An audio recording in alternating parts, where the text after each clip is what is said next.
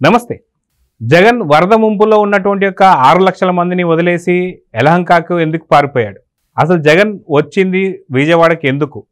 తన పాస్పోర్ట్ కోసం అని చెప్పి కొంతమంది అంటున్నారు.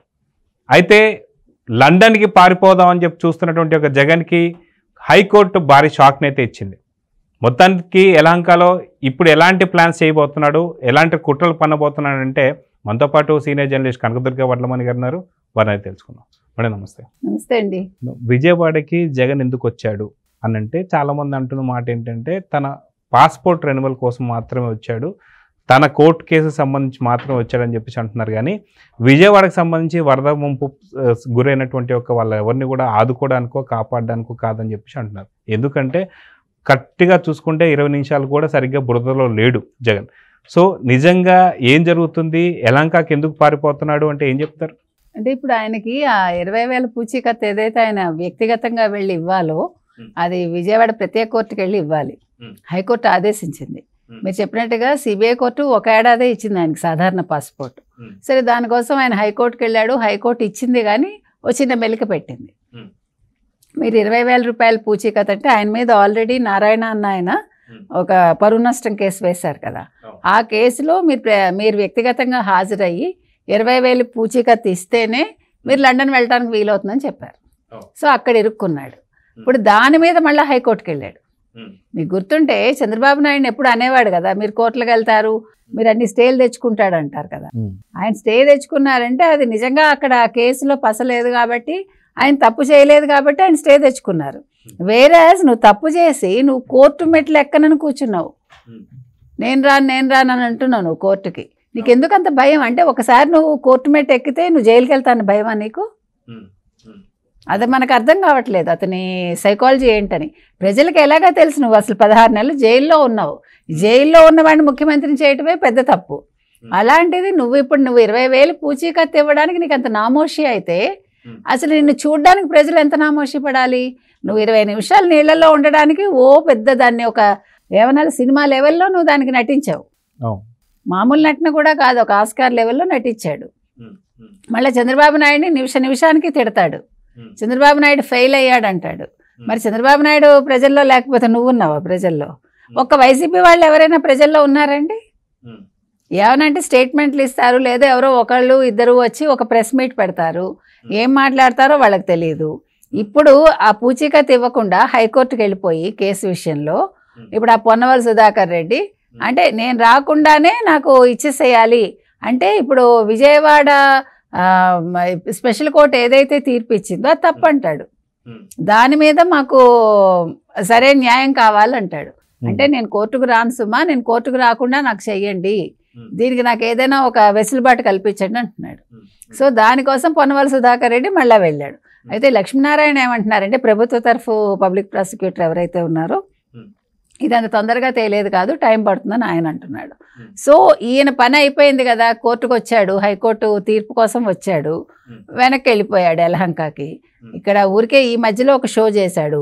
ఇప్పుడు ఆ కొత్త అధికార ప్రతినిధి ఎవరో ఒక ఆవిడ వచ్చింది కదా, ఆవిడేమో ₹1 ఇచ్చేసాడు అందరికీ, ప్రజలకి అన్ని వస్తువులు అంటే దాన్ని ఏమంటామని నిత్యావసర సరుకులు పంచేస్తున్నాడు అంటుంది. మరి ఎక్కడ ఎవరు పంచుతున్నారో మనకు తెలియదు. వాళ్ళు అంటే ఇప్పుడు 31 మంది చచ్చిపోయారు అన్నాడు చూడండి, అప్పుడు 33 మంది 36 మంది అంటాడు, ఇప్పుడు 60 మంది అంటాడు. అలాగే ఉంటుంది ఈ వ్యవహారం. అంటే వీళ్ళు స్టేట్మెంట్లు ఇస్తారు, ప్రూఫ్లు చూపించరు, దానికి సంబంధించి ఒక వీడియో ఉండదు, ఒక ఫోటో ఉండదు, లేదు మార్ఫింగ్ చేసినవి మాత్రం చూపిస్తారు. కాబట్టి ఇవాళ యలహంకకి వెళ్ళిపోయి ఆయన ఇప్పుడు కొత్త స్కెచ్లు వేసుకుంటున్నాడు.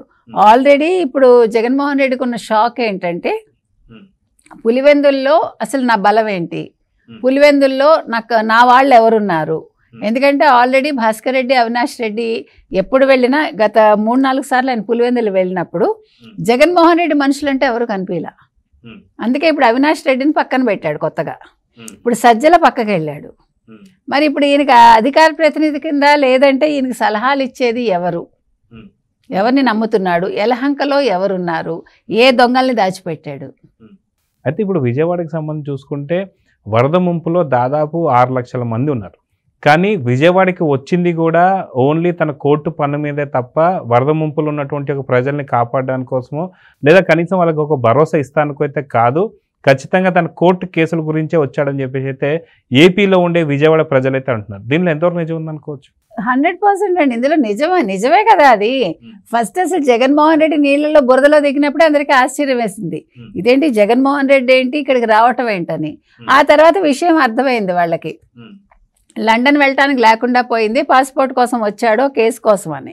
వచ్చి ఏదో నానా హంగామా సృష్టించాడు, ఇంకా తప్పదని ఇంకా దిగాడు. అంటే ఇప్పుడు చంద్రబాబు నాయుడికి పేరు వచ్చేస్తుంది, ఆయన బురదలోనే ఉన్నాడు, బురదలోంచి ప్రజలను ఉద్ధరిస్తున్నాడు కాబట్టి కనీసం నేను ఒక్కసారైనా బురదలో దిగకపోతే నా మొహాన్ని బురద పూస్తారు ప్రజలని దిగాడు. అంటే 2 సార్లు బురదలో దిగాడు జగన్మోహన్ రెడ్డి. అంటే కోర్టుకు వెళ్తూ ఒకసారి దిగాడు, మళ్ళీ రావడంతో మళ్ళీ ఒకసారి దిగాడు అని చెప్పి అనుకోవచ్చా? అంతే. ఇంకా అంటే అవసరం కోసం దిగాడు. అంటే తనకు ఒక దాన్ని కూడా ఒక పబ్లిసిటీకి ఉపయోగించుకోవటానికి. ఇప్పుడు అందుకే ఫోకస్ అంతా ఆయన కాళ్ళ మీద ఉంటుంది కదా ఈ సాక్షి వాళ్ళకి. అంటే వాళ్ళు ఏమీ లేకుండా ఎలా గిమ్మికులు చేస్తారనేది మనకు కనిపిస్తూ ఉంటుంది. ఇంకా ఇప్పుడు మీరు అన్నట్టుగా 6 లక్షల మంది ఇప్పటికే అల్లాడుతున్నారు. ఇంత చేస్తున్నా కూడా తెలుగుదేశం వాళ్ళు, అంటే తెలుగుదేశం కూటమి కావచ్చు, ఇంకా ప్రజలు మరి తప్పదండి ఇవన్నీ. ఇవన్నీ న్యాచురల్ కెలామిటీస్ అన్నప్పుడు ఒక రోజులో అవి ఎలాగ సర్దుకుంటాయి. అప్పటికీ they tried their level best. ఇంతకంటే ఎవడు చేయలేడు మనకి తెలిసి. ఏ ముఖ్యమంత్రి చేయలేరు, ఏ ప్రధానమంత్రి చేయలేరు. ఎందుకంటే బురదను కూడా తీసి ఇళ్లల్లోంచి ఇంకా ఇంతకంటే ఏం చేస్తారండి ఒక వ్యక్తి. అయితే ఇప్పుడు మొత్తానికి యలహంకకి పారిపోయాడు జగన్. మొత్తానికి 23వ తారీఖు దాకే ఇచ్చింది కోర్టు పర్మిషన్. 27 వరకే ఇచ్చింది. ఈ 27 లోపల మళ్ళీ తిరిగి రావడానికి ఖచ్చితంగా రేపో ఎల్లుండో యలహంక నుంచి లండన్ పారిపోతున్నాడు కొంతమంది అంటున్నారు. ఇప్పుడు యలహంకకి ఎందుకు వెళ్ళాడంటే ఖచ్చితంగా ఇంకొక కుట్ర ఏదో చేయబోతున్నాడు అని చెప్పి గతంలో మనం చూసాం. ఏదైతే ప్రకాశం బ్యారేజ్ సంబంధించి బోట్లతో గుర్తించేసి విధ్వంసం సృష్టించాలి, ఒక ఉప్పెను తీసుకురావాలని చెప్పి అనుకున్నాడు. అంతకుముందు ఢిల్లీకి వెళ్ళిపోయి ఒక 36, 32, 31 అన్నట్టుగా ఏదో కొలతలు చెప్తూ తనేదో ఒక హత్యల గురించి మాట్లాడాడు. తర్వాత వచ్చేసి ఏదైతే వచ్చే నెలలో జరిగేటువంటి ఒక టీటీడీకి సంబంధించి బ్రహ్మోత్సవాలలో విష సర్పాలను వదిలి అక్కడ కూడా ఒక అలజడి సృష్టించాలని చెప్పేసి అయితే అనుకుంటున్నారని చెప్పి కూడా ఏదైతే కేంద్ర నిఘా వర్గాలు అయితే చెప్పారు. అదేవిధంగా ఎలాంటి కుట్రలు పన్నడానికి మళ్ళీ యలహంకకి వెళ్ళాడంటే ఏం చెప్తారు? మీరు చెప్పినట్టు అసలు పాముల్ని వదలటం ఏంటండి బ్రహ్మోత్సవాల్లో? అంటే నీకు ప్రజల ప్రాణాలు లెక్కలేదు. ఇక్కడ అసలు విజయవాడని ముంచేసి 1 లక్ష నుంచి 5 లక్షల మంది ప్రజలు చచ్చిపోతే నువ్వు దాన్ని కూడా శవరాజకీయం చేద్దాం అనుకున్నావు. అంటే ఆ చావును కూడా నీకు అనుకూలంగా మార్చుకోవాలని అనుకున్నావు. ప్రజల అదృష్టం కొద్దీ అది జరగలేదు. అలాగే బ్రహ్మోత్సవాల విషయంలో కూడా దేవుడు అంటే మనం నమ్మితే కనుక అయితే వెంకటేశ్వర స్వామి పవర్ఫుల్ దేవుడు అని అంటారు. సో అది ముందే మనకు ప్రూవ్ అయింది. ఇప్పుడు రాజశేఖర రెడ్డి విషయంలో కూడా ఇప్పుడు ఏముందండి అపవాదం ఆయన మీద? 7 కొండల్లో 2 చర్చి కట్టాలని అనుకున్నాడు కాబట్టి ఆయనకు అలా అయిందన్నారు. మనకు తెలియదు వచ్చిన విషయాలు అవి. సో మళ్ళీ నువ్వు కూడా ఎందుకు దేవుడితో పెట్టుకుంటున్నావు? నువ్వు అసలు మీ ఇంట్లో సెట్ వేయించి వెంకటేశ్వర స్వామిది నువ్వు ఆ తీర్థం తీసుకుని పక్కకు పోసినప్పుడే నువ్వు అయిపోయావు. అందుకే నువ్వు అసలు నెగ్గలేదు నన్ను అడిగితే ఎలక్షన్స్లో. అంటే అది కూడా ఒక కారణం మనం చెప్పేది. చాలా కారణాలు ఉన్నాయి, అందులో ఇది ఒక కారణం. సో ఇవాళ నువ్వు మళ్ళీ వెంకటేశ్వర స్వామి బ్రహ్మోత్సవాల్లో నువ్వేదైనా అలజడి సృష్టించాలని అనుకుంటే నువ్వు మళ్ళీ సవ్యంగా ఉంటావా ఆలోచించుకో అని ప్రజలు అంటున్నారు. అయితే ఇప్పుడు యలహంకలో ఇంకే కొత్త కుట్రలు రచించబోతున్నాడు, ఏం చేయొచ్చు అని చెప్పేసి అంటే మన మేధాశక్తికి అందబోతుందా లేదంటే ఏం చెప్తారు? కష్టం అండి. కాకపోతే ఏంటంటే ఇప్పుడు మళ్ళీ వ్యవస్థలను ఎలా మేనేజ్ చేస్తాడో చూడాలి. ఇప్పుడు ఆల్రెడీ మేనేజ్ చేసి 5 ఏళ్ళు తెచ్చుకున్నాడు పాస్పోర్టు. ఇప్పుడు డీకే శివకుమార్తో మాట్లాడడంలో కుట్ర ఏమైనా ఉందా ఈ రకంగా? లేదు. ఇప్పుడు మళ్ళా దీంట్లోంచి బయటపడి ఇప్పుడు ఫస్ట్ మీరు చెప్పినట్టుగా 3 to 23 ఇచ్చింది ఎవరు కోర్టు. ఇప్పుడు మళ్ళీ ఈ పోస్ట్పోన్మెంట్లతోటి 6 నుంచి 27 చేసింది. కాబట్టి ఇప్పుడు ఆల్రెడీ ఇవాళ 16వ తారీఖు అప్పుడే. కాబట్టి ఆయనకి హార్డ్లీ 11 రోజులు ఉంది. వెళ్ళాడా వెళ్తాడు, లేదు ఆయన్ని కోర్టు మెట్లు ఎక్కను అని కూర్చుంటే కనుక అయితే ఆయన కూతురు బర్త్డేకి వెళ్ళాడు. వెళ్ళకపోతే ఇక్కడ రోజువారీ విచారణ ఎదుర్కోవాలి. నెంబర్ 1. నెంబర్ 2 ఇప్పుడు చాలా కేసులు ఉన్నాయి ఆయన మీద. ఇప్పుడు ఆ బొంబాయి హీరోయిన్ విషయంలో ఇప్పుడు అసలు సూత్రధారులు జగన్మోహన్ రెడ్డి సజ్జల అనే పేరు బయటకు వచ్చింది. అది కనుక ఇప్పుడు అతను ఎవరు రాజేంద్రనాథ్ రెడ్డి కనుక అయితే దాన్ని బయట పెట్టాడంటే, ఎందుకంటే ఇప్పుడు రాజేంద్రనాథ్ రెడ్డికి తెలియకుండా జరిగింది అనేది ఒక వార్త బయటకు వచ్చింది. ఈ విషయాల గున్ని కానీ ఒకవేళ అప్రూవర్గా మారి దీనికి అంతటికీ కారణం జగన్మోహన్ రెడ్డి సజ్జల అని చెప్పాడు అనుకోండి, పిఎస్ఆర్ ఆంజనేయులతో పాటు, అప్పుడు ఆయన మళ్ళా ఈ అంశంలో కూడా జైలు ఊచలు లెక్క పెట్టాలా అనేది మనం చూడాలి. సో ఇప్పుడు ఎలా వీటన్నిటిని తప్పించుకోవాలి అనే విషయంలో ఆయన అక్కడ తలమునకలై ఉన్నాడు.